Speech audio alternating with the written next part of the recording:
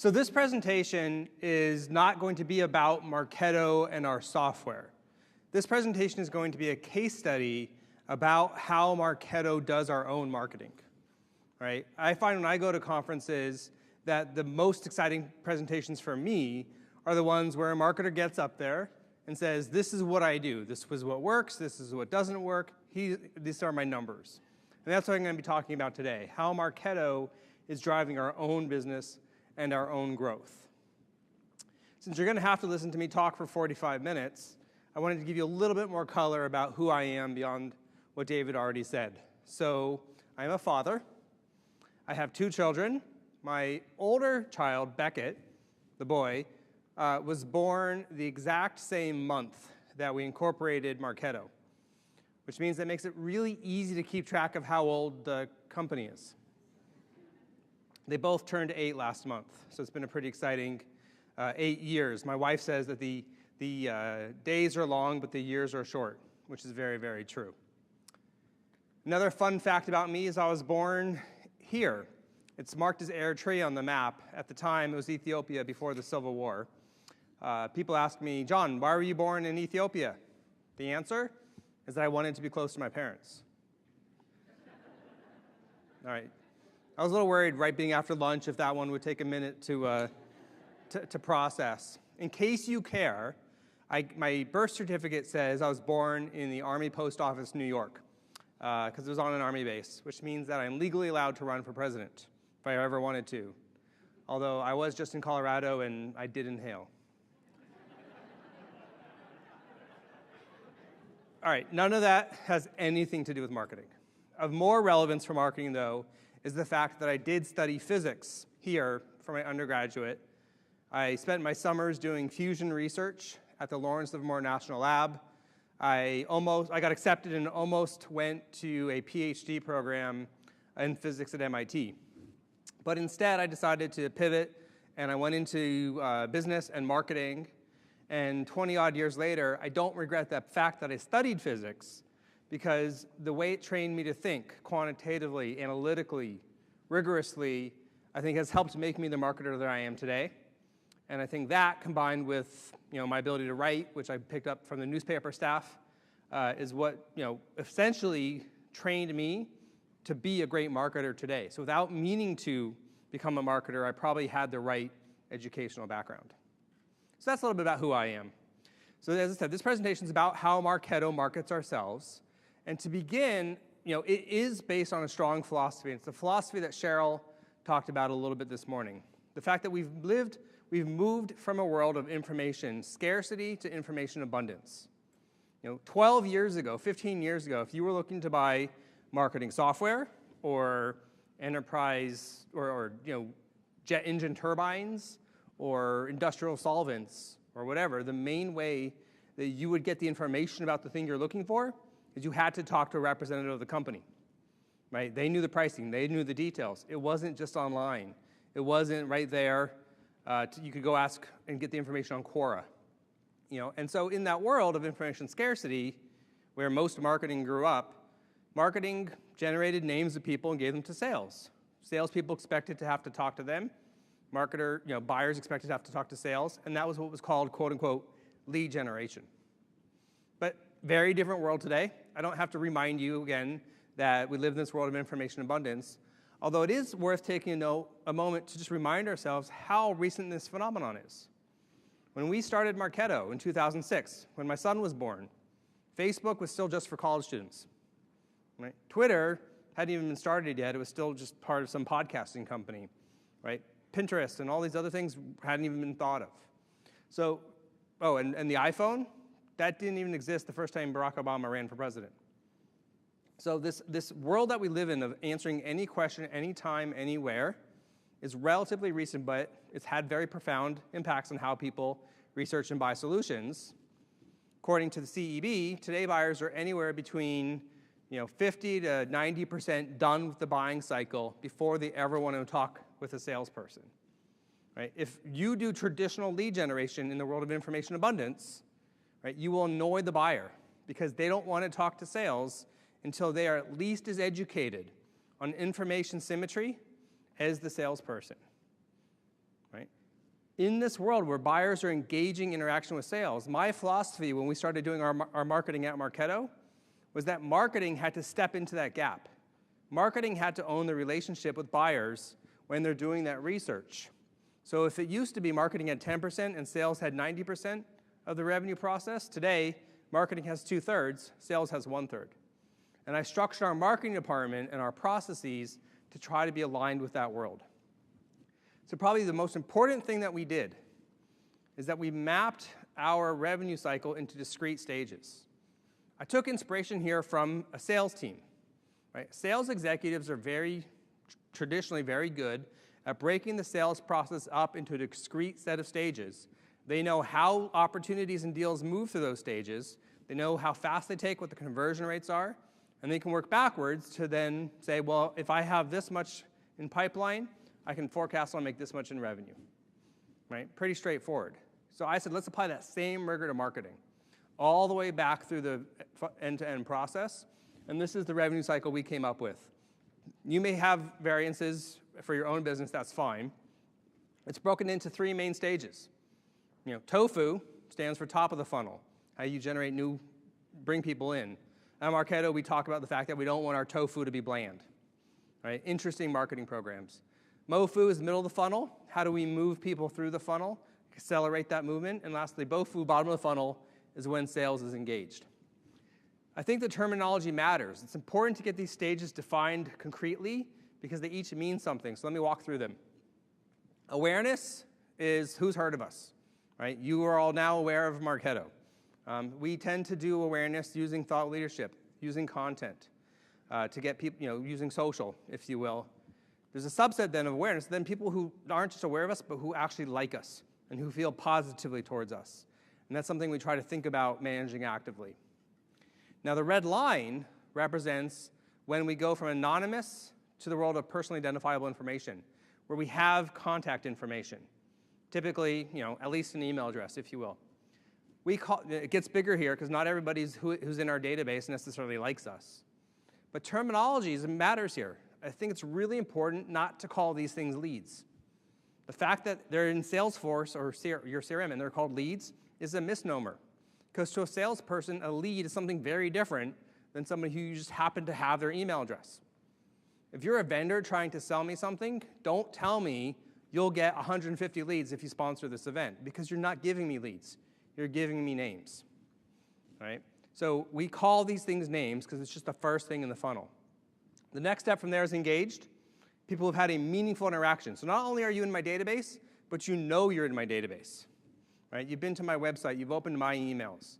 Right? So if we go to a trade show, everybody throws their cards in the bowl because they want to win an iPad. Those are names. If they then click on something, our follow-ups, and then engage with us directly, they're engaged.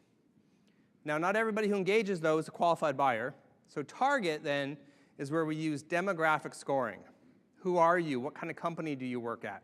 Those types of things to figure out who is a qualified potential customer. Target is the first management metric we care about. We do not report, frankly, anywhere how many names a program generates because we don't care. If it's not generating the right kind of people who are engaged with us, it doesn't matter. Now, targets are still not leads. Leads are people who actually are ready to talk to sales. Targets are just qualified buyers who might be ready to talk to sales sometime. So this is where we're going to nurture that relationship over time, and I'll talk about how we do that nurturing later. While we're nurturing, we're using behavioral scoring. We're tracking what people do. And again, I'll show you the details later, but essentially when somebody's score gets to be 100 points, right, that's when we say, now that's a marketing qualified lead. That's something that we think it's worth checking out, worth calling to see what's going on. So we pass those to a team of sales development reps. These are inside sales, relatively young people who call up and talk to you, figure out what's going on. Now, it turns out, for a lot of very good reasons, that most of the time, these people still aren't yet ready to actually talk to sales. The reason is because, here's a little physics stuff, the cost of a false positive, i.e. identifying somebody as a lead who's not really a lead, is low. It's the cost of an incremental call. The cost of a false negative Missing out on a lead that actually is ready to buy is very expensive. And because of that asymmetry, you generally want bias towards a loose definition of what's an MQL. So as a result, we pass a relatively large amount to the SDRs to qualify, but then only, most of the time, those are going to get recycled. That's okay, by the way. Part of nurturing is having a human conversation. Now, the subset, the fraction of these that actually are ready to go to sales, then get passed over to sales as a sales lead. The sales rep then has 7 days to determine, is this something they're going to accept into their pipeline? And if so, they create the opportunity. If not, they recycle it. But if they do accept it as an opportunity, that's how I get paid. Right? I have a quota for the number of opportunities created by our sales team in any given month. That cascades down to the team, that cascades to the SDRs. But I can't create opportunities. Only salespeople can create the opportunities. So that's a nice check and balance, right? Just like a salesperson can't close their own deal, I can't create my own opportunity, right? And that's been very good for building marketing and sales alignment, to have that quota and go from there. So that's a high-level run-through of the process that we've defined to run through our marketing funnel. Let me now go back to the beginning and talk about how we do each of these stages in a little bit more detail.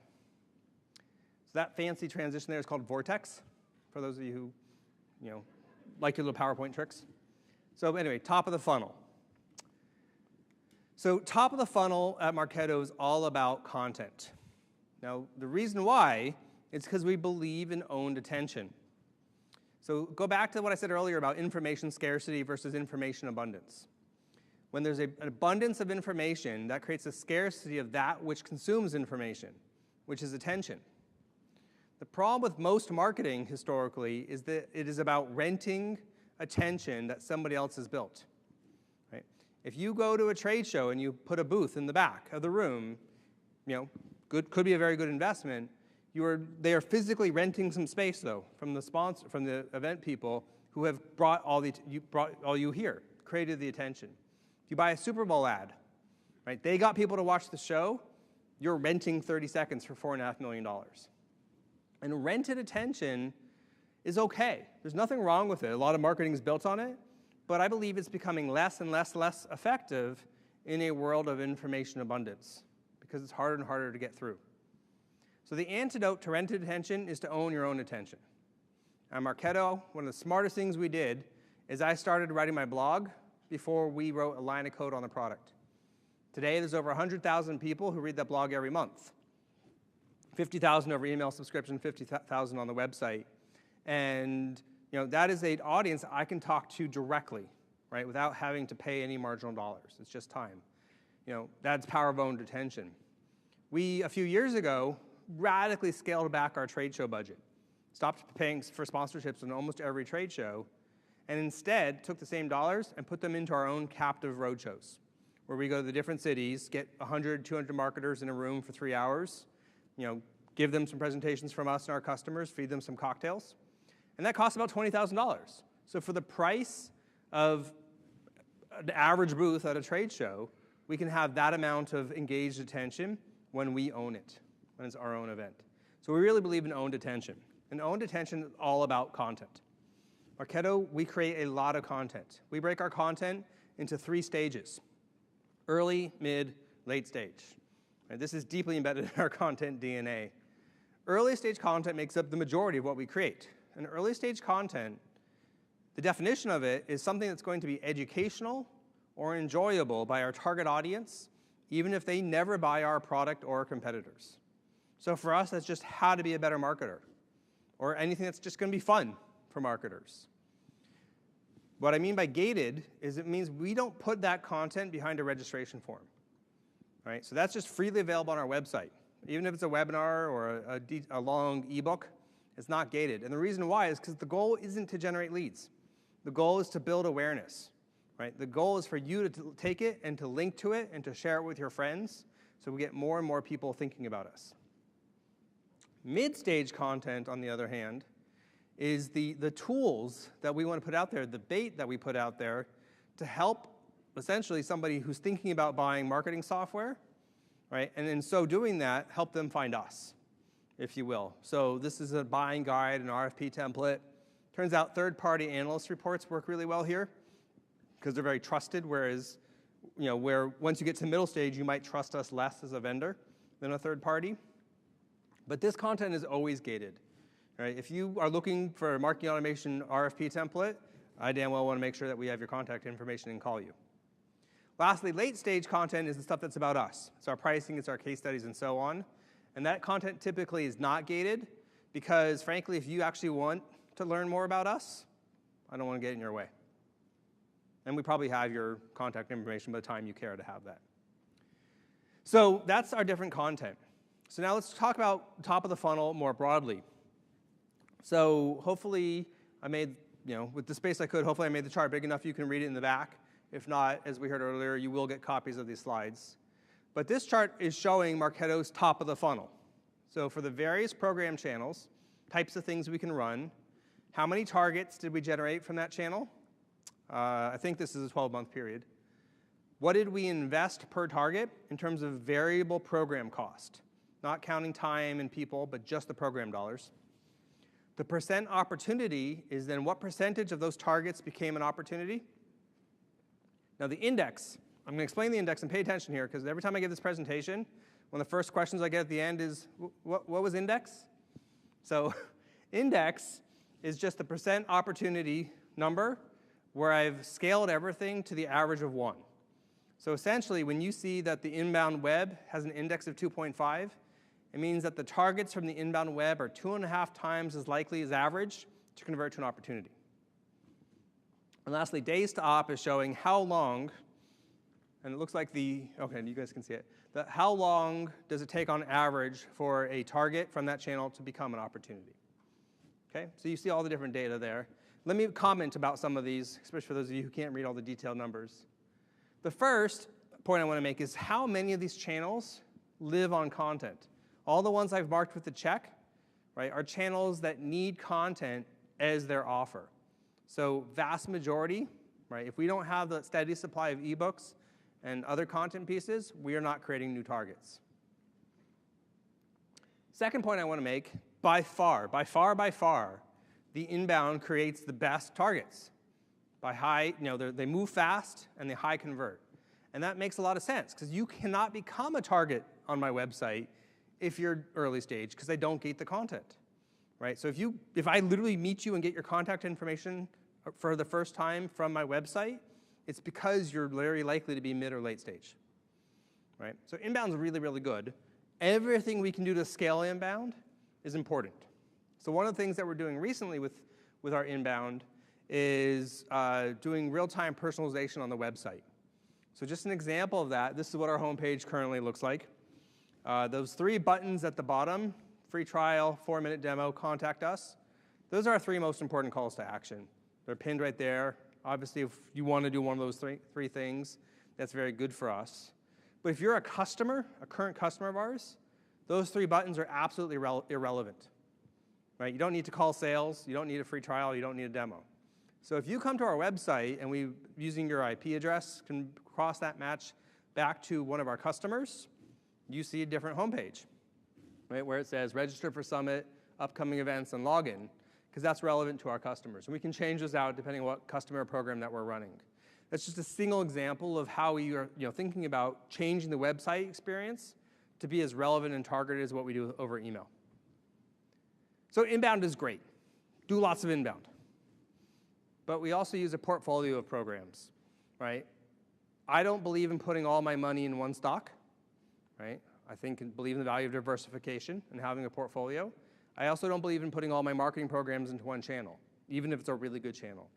So we do all these different things together. Now, to do all these things together requires the team to be very agile and very nimble. We run about 95 distinct marketing programs each month. By a marketing program, I mean a webinar or an email promotion or a trade show. Right? Each one of those is its own program. And we have the team doing that is really only about 7 people. So to do that, we need efficiency. And this is one place where the software does help, where we can clone programs. So if I have an event in city A, and then I need to do the event in city B and city C and city D, we just clone it. Now, when you clone it, there's parameters that we have as part of each program. For example, the date. So event A was in April.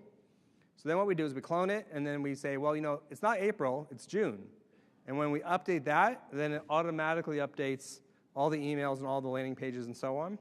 And that kind of, we call it tokenization, lets us clone programs to run lots of programs in a very agile fashion.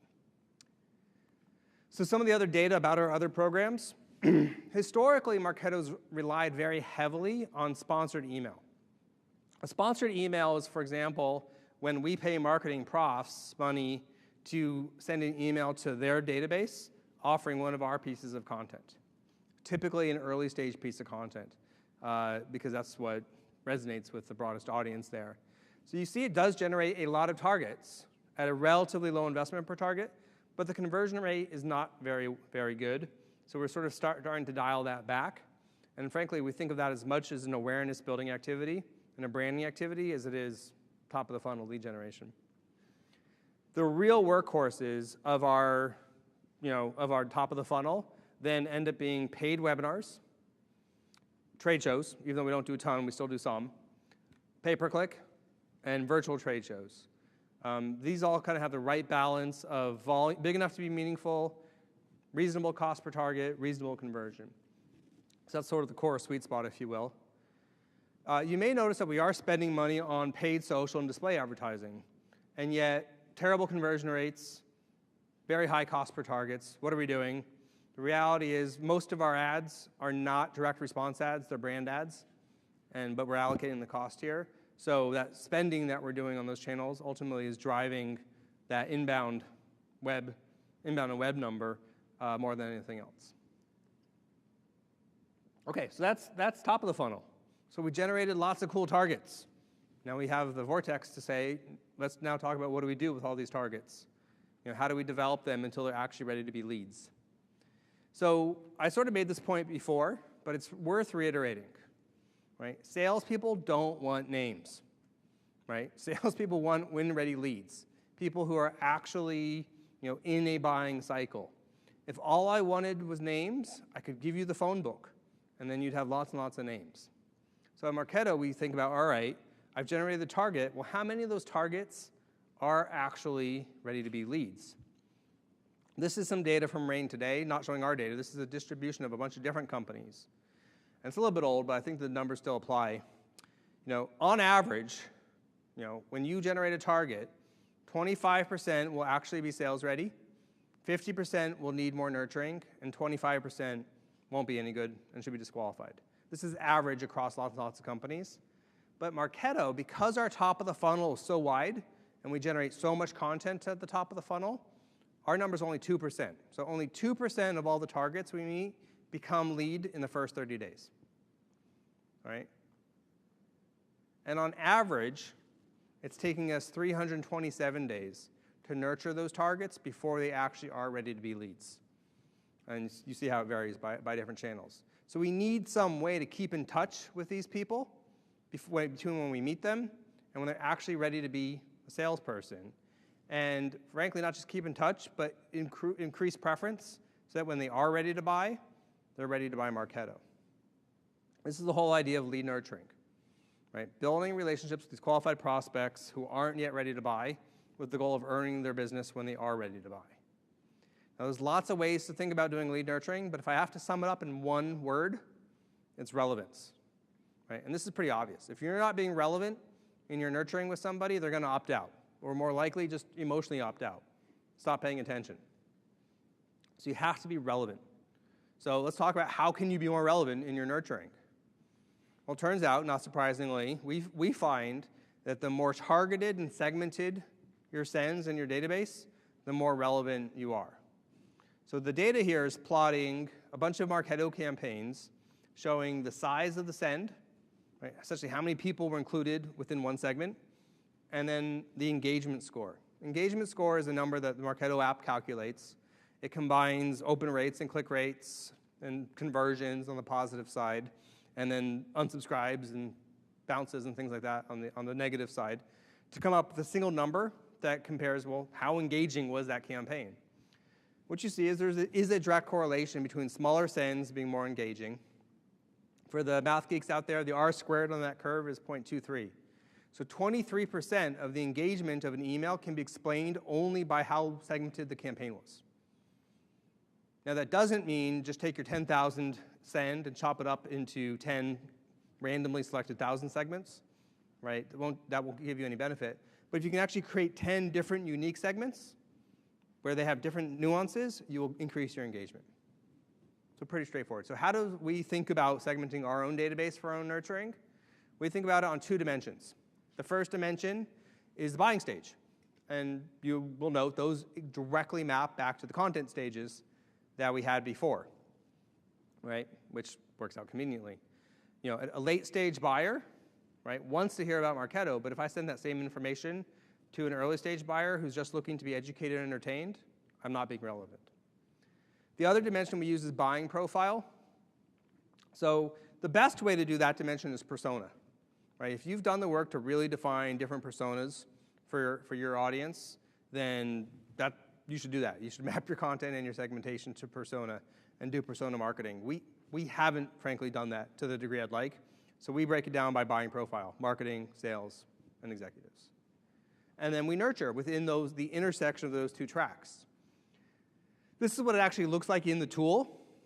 Just for what it's worth, you see this is the marketing campaign. So you see the early track, the mid track, the late track, and then we just drag, every time we have new content, we can just drag it in to the right track, and then the system makes sure that people get the right stuff at the right time.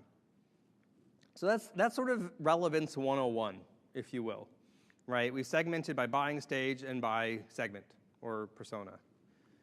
But then we go further. We use dynamic content wherever we can to further make something more relevant.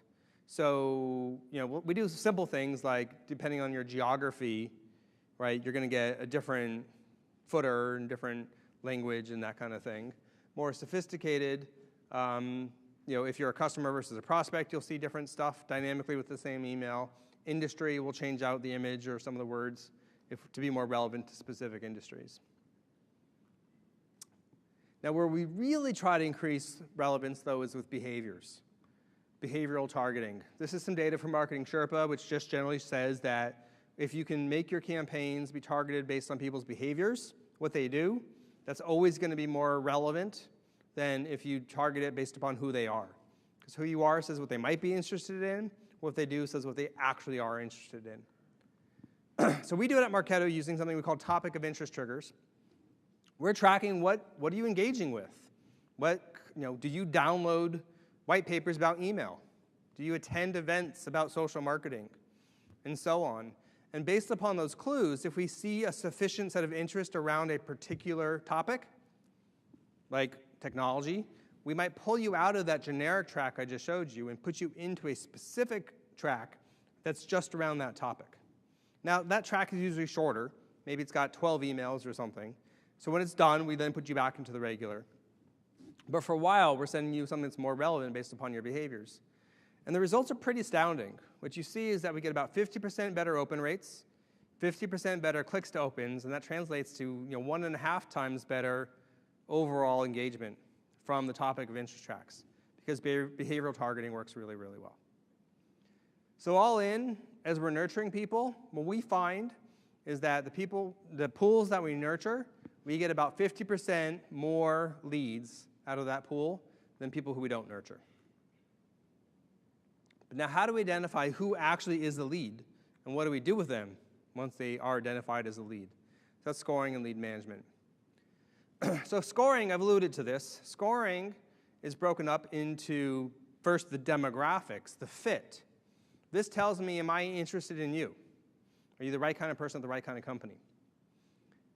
But I can't have a relationship if it's just one way, and I just like you and you couldn't give a whatever about me. So we also look at your interest and engagement with us. Do you attend our webinars? Do you go to our website? Right? And that's pretty good. If I like you and you're interested in me, right, it's probably pretty close. But we could have both those things, but you could be married, right? And so there's still not going to be a connection.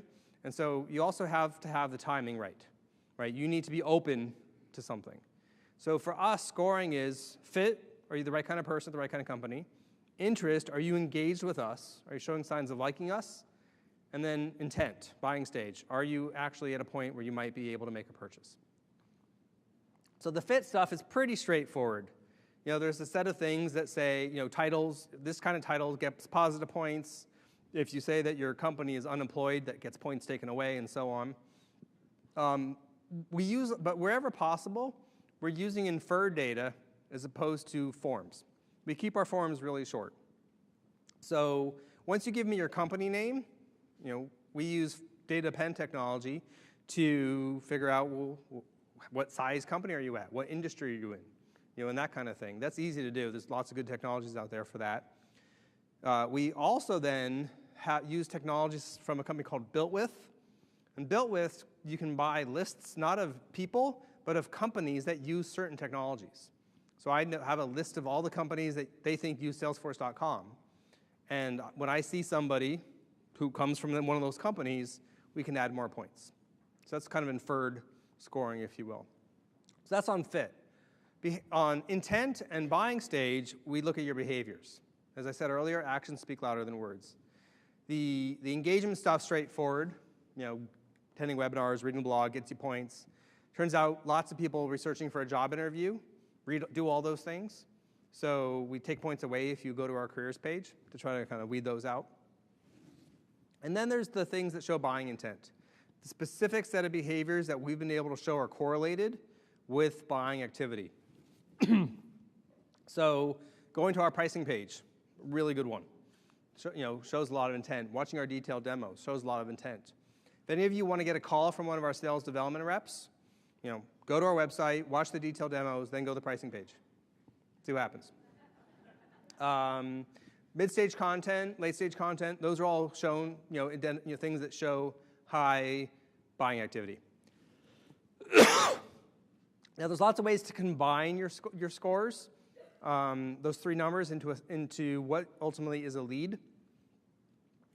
So mentally, we think about it as kind of two dimensions, right? More fit, better behaviors, more likely to be a lead. You look at the intersections.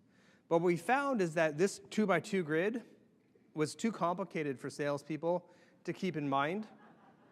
Sorry, that wasn't intended as a joke. They could get it, but the thing is, ultimately we found it's better to have a single number, right? Is this lead 98 points or is it 102 points, right? And everybody can tell this thing is a lead because it's over 100 points. Whereas when you have this complicated grid, it's harder to say, well, why exactly did we identify that as a lead? So what we've done is we've taken this kind of matrix and combined them into a single number so that anything above 100 equals lead. This is what it looks like to the salesperson inside the CRM system. Stars show the fit, flames show the urgency, the hotness, if you will. And then they can see this detailed list of interesting moments. These are the set of behaviors that marketing and sales have collaboratively identified that are interesting to the salesperson. So that way they can, at a glance, say, okay, I get it, what this person's done. Boom, now I can go have a more relevant conversation with them. And that's right inside the CRM. And then once we do pass the lead over to the salesperson, it kicks off a process we call no lead left behind.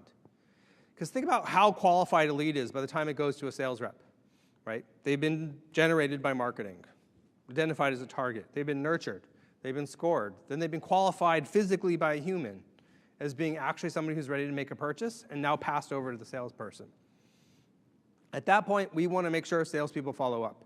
So we send them a notification as soon as that happens. They have 24 hours then to touch it, to call up, to have some first interaction. And we can tell if they've done that because we can see in Salesforce if they've logged an activity or if they've changed the status. And if they haven't, we send them a reminder. Another 24 hours go by, another reminder also gets copied to their boss. At 72 hours, it goes to them, their boss, and a whole bunch of other people, including the CEO. Right? And we found that has dramatically reduced the number of stale leads. Same thing happens at 7 days, up or out. You got to decide where this lead is going. So that's a little bit of just a taste of what's happening kind of at the bottom of the funnel as we kind of move things through. With my last 10 minutes or so, I want to talk then about metrics. How are we measuring all this stuff? How are we determining what works, what doesn't work? I get some water here, thank you. some up here too, but and I'm a huge fan of metrics. Not just because of the physics undergraduate, but because I think that the right metrics are essential to elevating marketing's credibility in the organization. It kills me that at some companies, marketing is seen as the arts and crafts function of the people who throw parties and make color brochures. Right? But with the right metrics, when marketers can talk about revenue and impact on revenue, right, they can earn a seat at the revenue table. Remember back to my beginning, marketing owns 2/3 of the revenue process today. Right? So if we can prove that we are having an impact on revenue, there's no reason why we shouldn't be equally or more credible about the revenue discussion as sales. And so I've made that one of my own missions at Marketo to be able to do that. So I call it the seat at the revenue table. Easier said than done, right? It's really easy to track sales output, sales impact on revenue. You just see how much revenue was created. It's hard to track sales activity, though. What are all the salespeople doing? Marketing's the other way around. It's really easy to track marketing activity. We did this many trade shows. We generated this many names. We put out this many other things. But it's hard to track marketing output. And the reason why is, first and foremost, because nobody buys just from one thing, right? It's multiple touches between, on average, 7 marketing successful interactions to make a sale. And it's not just one person. There's a whole buying committee involved. And you need to be able to understand how marketing is touching all those people if you're going to actually measure ROI. So the way we do that at Marketo, first and foremost, is just track. It starts with just have the data. What are all the marketing touches that happen across an account? So this is our opportunity influence analyzer. The bottom axis shows time. The vertical is showing the cumulative number of marketing interactions. The little blue part is when they were a lead, or a name, if you will. The green part is when they were an opportunity, and then in this case, we won the deal. Now, this is a real deal where I changed the name of the account, but it looks like marketing did not have much of an impact on creating this opportunity, right? We generated some names at the beginning, and then nothing happens until one day they called us up and said, hey, we'd like to talk to you, all right? The problem is that the salesperson only put 2 people attached to the opportunity inside the CRM system, Manny and Jacob. Manny is the director of demand gen. Jacob was the marketing manager. They're the ones who called up, and they're the ones that the rep was talking to. They're the ones that the rep attached to the deal. So if we looked inside the CRM system, it would look like marketing had no real impact. But we see Sarah Miller here with 11 marketing interactions, and if we mouse over her, she's the CEO. So when you click her, we now see a different picture. In this case, Sarah was interacting with our marketing in that entire intermediate time, and turns out in this case, Sarah subscribed to our blog and met her at an event and all that kind of good stuff. She told Manny, hey, go check out this Marketo thing. So without the ability for us to see that and then to track, beyond what the data in the CRM system to see the interactions with all the marketing people on the account, we wouldn't be able to understand what's going on. Now, once we do, we then do an allocation where we can take the revenue from the deal and spread it across all those marketing touches to come up with a value, the amount of the value that we give to each individual program. Simplistically, this is an example of what I call multi-touch attribution. Take the $100,000 deal, and then if there were 4 successful marketing interactions touching 3 different people, I will spread that $100,000 4 ways, because it's 4 interactions, and allocate it to the different programs, right? So instead of first touch where you give it all to where you met them, it's spreading it across all the successful touches. I think that's a more accurate way to measure ROI in a world of B2B marketing. So this is a similar chart to what we saw earlier, but now we're looking not just at the top of the funnel, but we're looking at what actually creates pipeline. So similar set of channels. Investment is showing what did we invest in program dollars on that channel.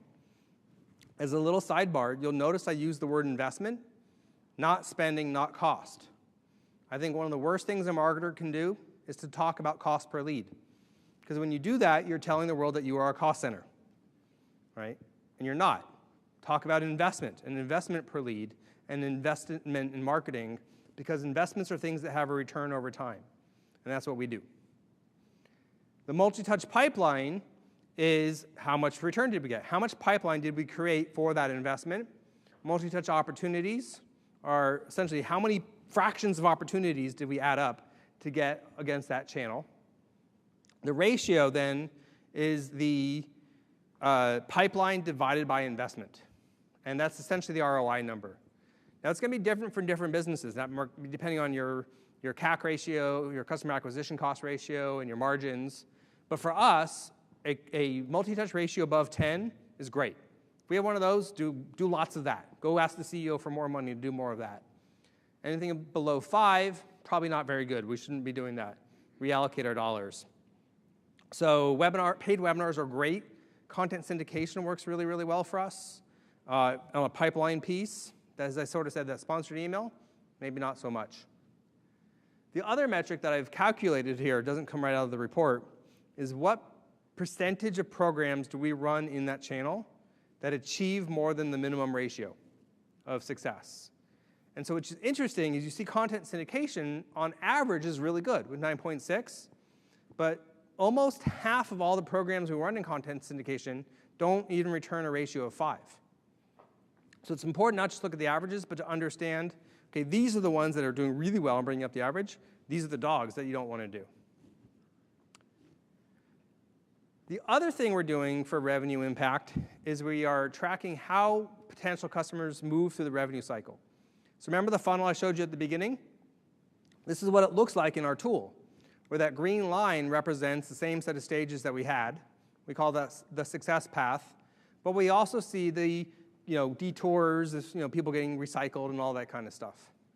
Once we have that, I get charts like this, which I think of as my Google Analytics for revenue. It shows me the key metrics, balance. How many targets do I have in my database? Engaged targets. Turns out that number, the size of our engaged target database, the growth in that is almost directly correlated with our growth in revenue. It's a really good predictor of our future revenue because these are our future customers. Flow is movement from stage to stage. Not easy to get that out of a CRM system. How many people moved from target to lead last month? If you don't timestamp it in CRM, you won't get it. But we sort of track that flow from stage to stage.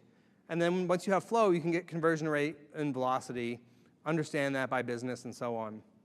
And then we can use that data to set our budgets.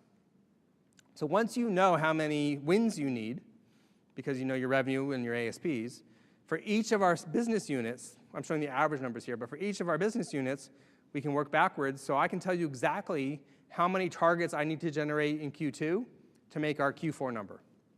When you can do that, it's a very powerful way to talk about your budget. Because somebody says, I need to take 10% of your budget away. Okay, but here's what that will impact on revenue 2 quarters from now. Right? As long as you built credibility in your numbers, that's very powerful. The most important thing that we do to build our credibility is we don't just look backwards, but we look forwards. We actually make forecasts for how many opportunities we will create for the sales team in future periods. Remember, I have a quota, so I'm essentially forecasting my quota achievement. Right? When you, as a marketer, can use your understanding of these conversions to make a forecast, right, you are part of the revenue team. Right? At Marketo, we don't hire our next salesperson unless the marketing forecast says there will be enough pipeline for them to work on. Right? That's how you know you've sort of achieved revenue success, if you will, and are not perceived as the arts and crafts function. So to wrap, the title of this presentation was 10 ways inbound and marketing automation work together. Hopefully I've showed you some examples of that. So I wanted to give you my 10 tweetable takeaways for any of those of you who are too lazy to think about what to tweet yourself. So number 1, the way buying has changed forever, so we have to change how we market and sell. That means owning our own attention, as well as renting attention, and you do that by publishing content. You have to think about the buyer's journey and break your content and your buying stages into early, mid, late stage, right? And then more deeply, think about every stage of your revenue cycle and make sure marketing and sales agree on the definitions of what those are and what it means when somebody moves from stage to stage. I didn't actually talk about number 6 in social, I apologize. Most leads are not sales ready. No lead before it's time, and so you have to nurture them and build that relationship, and then use scoring, particularly behavioral scoring, to identify when somebody is ready to buy. Last but not least, metrics are your friend as a marketer. Use metrics to elevate your own status, to build your credibility and to earn your seat at the revenue table. With that, thank you very much. I'll be around during the reception. Would love to answer any questions then. Take care.